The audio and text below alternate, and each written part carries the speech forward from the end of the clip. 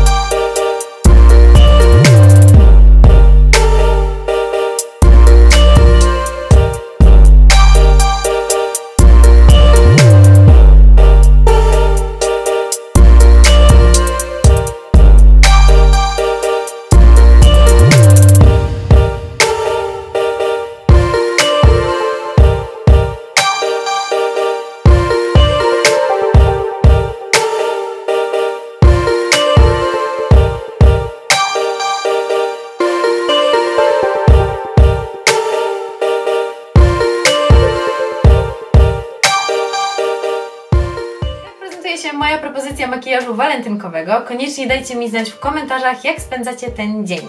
Czy spędzacie go ze swoją drugą połówką, a może z najlepszymi przyjaciółkami? Piszcie na dole w komentarzach, jestem mega ciekawa i oczywiście dziękuję Wam za oglądanie i widzimy się już niedługo w kolejnym tutorialu. Do zobaczenia!